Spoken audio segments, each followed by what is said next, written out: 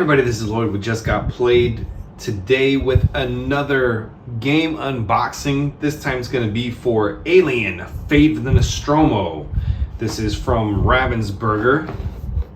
It is for 1 to 5 crew members, ages 10 and up, 45 to 60 minutes. Let's go ahead and crack this open and see what we've got inside.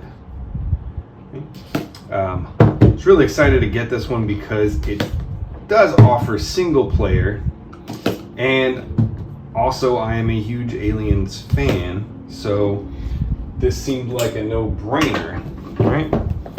So let's crack the top open and see what we've got. Oh, that's creepy. You get Jonesy hissing at you right from the get-go as soon as you open the box. So that's pretty cool. Let's just take a look at the game board. All right. So right off the bat, we have a really cool looking game board that has the entire Nostromo on it. So this is like the upper levels, and these are the lower levels. So you have your crew morale over here. You have the alien nest, and then you have all the different rooms. So you have the main deck, the sub deck, and then you have all these different rooms that you're going to be, going through. There's even cool stuff like in the med lab here, the med bay, the alien blood acid burned through, and if you look like directly down, which this would be underneath this, you see the acid burn through the bottom board too. So that's pretty cool. So yeah, that's a pretty cool looking board. All right, I really like that big blow up of Jonesy there. Okay, so let's just take a look at the rule book. First, some names on the outside of the box, but this was designed by Scott Rogers. Okay, so let's just take a look at it. We have kind of a opening storyline here, right? And it goes over the different components, and it shows a list of at least an example of each of the components on the bottom here, right? It kind of gives an update on all the different crew members, and obviously Kane is dead because he's the one who had the alien chest burst out of him, right? So this goes over setup, goes how to play, starting objectives, what you can do on your turn. Let's see, we have all the different things you can do: pick up, use an item, special action, craft, trade. Then it goes over the encounter phase. So this is where you're gonna draw from the encounter deck, and you could encounter aliens or other things. All right, so it goes over items, and it goes over what the different item tokens are. So it looks like you have flashlights, motion trackers, grapple guns, incinerator, electric prod, and a cat carrier, all stuff we saw in the movie. And then you have the final mission card, right? And also a self-destruct track. Okay. And then here, this is the Ash variant, right? So if you want to play with Ash, this will make the game even harder, but this is a extra variant to make the game even harder. Okay. So let's see, we've got some Punchboard here. Let's see what we got in the Punchboard.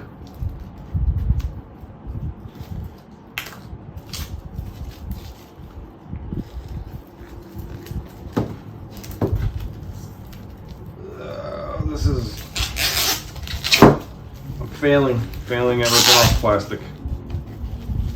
Being defeated by some plastic. This is embarrassing. But there we go. Okay, there we go. All right, so looks like what we've got here is we've got the the nuclear device, the countdown timer, right? And then these are all the little individual things. As you can see, it's fairly decent quality. It's pretty thick. All right, so we've got that stuff going on. We've got the Ash standee. Okay. We've got the alien morale tracker, right? And then we've got all these little scrap tokens. Cool, so we got a bunch of these little scrap tokens. Over here we have all of your different items, right? So we got coolants and cat canister, which you use to get Jonesy so he can stop popping up and messing up your readings. All right, so we got those, and you know, some things have a multiple use. So like this, the grapple gun starts with 2 uses, then it has 1 use, and then after you use it, it's gone. Whereas other things are infinite. So the coolant canisters don't have a number of uses. The flashlights, once you get it, work forever. And I'm guessing the electric prods have a use counter, and the incinerators does. The motion tracker does not, it appears. Cool. And then these over here are your encounter tokens, right? So they're going to tell you when you enter a room and you have one of these face up, or face down rather, with the doors, you're going to flip it over and it's going to, you know, tell you if you encounter the alien or you know, Jonesy or whatever's on the back side of those. Some of them are just blank, which are good. And then other ones, like I said, are Jonesy or the aliens. So we got a bunch of counters there. Always like an extra bag to put stuff in. So what we've got here are, these look like the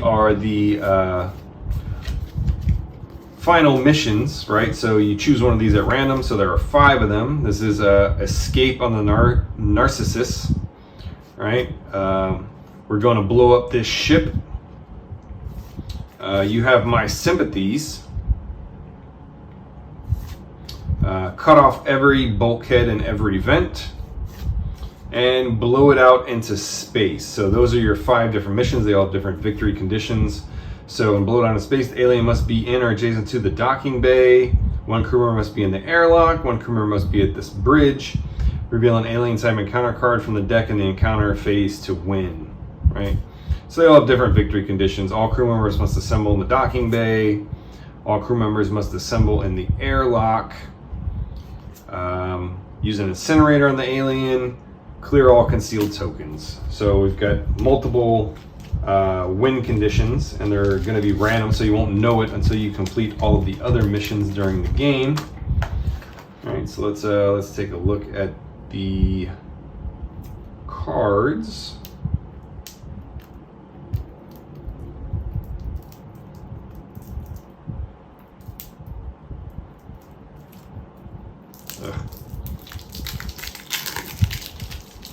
Yep, the little band is staying instead of ripping the paper. Typical. All right, so what do we got here? We've got, you know, action cards, action reminder cards, so you know what everything can do. Tells you how your motion detector, incinerator, all of your items work, so we got those. Then we've got, on the back here, let's see, we've got a deck of objectives. So these are all objectives that you're going to have to play throughout the game. Depending on how many players, you need to complete these in order to reveal the final mission. So these look like they all have, you know, custom art. You know, we'll take our chances in the shuttle, give it a little incentive. So just for example, give it a little incentive, task, bring an electric prod to the galley. So all you got to do is get an electric prod and bring it to the galley, and you complete this mission, right? Shouldn't have landed on this ball. Check the hypersleep chamber. Where is it? Crew meeting. Prep suits. Drive them into the airlock. What's the damage? Encounter the nest. So these objectives combined with your final missions is going to really give you different versions of the game each time you play, which is really cool. So it's not the same thing every time. You're going to get some randomness and some variance between games. And so here we have your encounter deck, All right, so you have the Alien, which has some really cool alien art on it. So Alien Hunt, Alien Stalk. All right, so these are telling you, how much the alien's going to move, and I imagine that's the damage it's going to do. So it's going to attack. All right. Then you have all these other things. Alien lost the signal. Quiet. And so here you're going to put out scrap and put out one of those tokens, right? And this is going to, if the alien's revealed, I guess this is going to say how the alien moves, right? Quiet airlock, quiet medbay, quiet workshop. So these are all the quiet cards, which are what you want to see. And these are going to put scrap out. And the scrap allows you to, build the things in order to make all the different items use scrap, right? So you have quiet everywhere, and then these are like the, if you're playing with Ash, these are the ones that really hurt you, the order 937, right? So in this one, each crew loses 1 scrap. If Ash is in the ship, move him 2 spaces. Cool, so he's sitting there in Mother. Meet me in the infirmary. Again, all these order 937s are gonna move, Ash around the ship, which is bad. So if you're playing with Ash, these are extra punishing. Okay, so there we have the encounters. Let's see what we got here. Looks like we have the player boards. Cool, again, these player boards are thick cardboard. They're not super thick. They're not as thick as the board or as your tokens, but they are not paper either. They are cardboard, right? So we've got Ripley, Dallas, Brett, Parker, Lambert, right? And they each have their own little special ability. So Lambert, spend an action, look at the top card of the encounter deck. You may put it on the bottom of the deck. That's really helpful, right? Ripley, spend an action, move another crew member 1 space. So that's pretty cool. You notice they each have different action counts. So she's got 4. Brett has 3. Dallas has 5. Okay, see Dallas, he's got no special ability, he just has 5 actions. Okay. Brett, he's only got 3 actions. He reduced the cost of any item that costs 2 or more scrap by 1 scrap. Items don't take an action to craft, so that's why he's got less actions. You want to have him on your team to build stuff, right? Because he's the engineer. Parker, spend an action, add 1 scrap to your inventory from the scrap pile, use only once per turn. So that's cool, you can just get scrap with him. Like, he's good at, finding scrap. Okay? So those are the player boards. And then here we have, some stands for the 2 standees. And then we have the miniatures. So let's take a look at the miniatures. So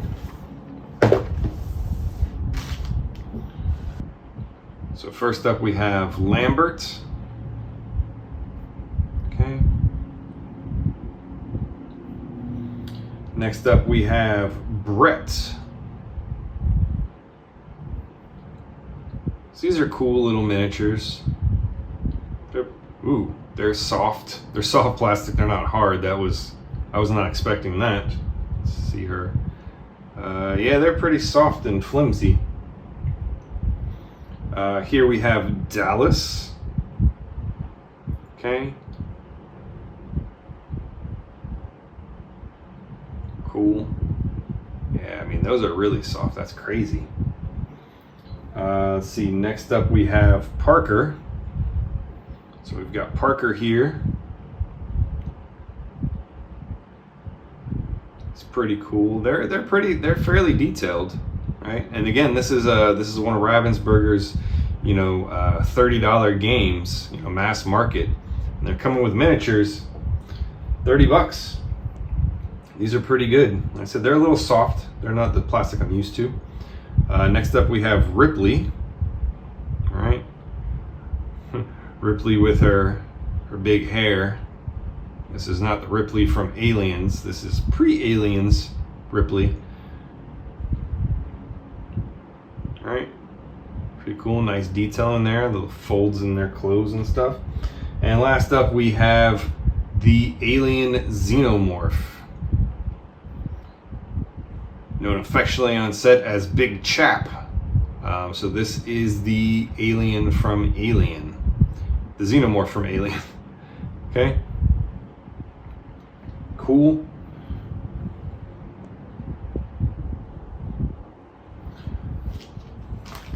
So let's just throw all these guys back into their little baggie.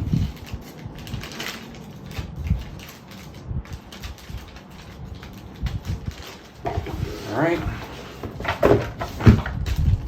Let's throw them back in here. Let's put this in there.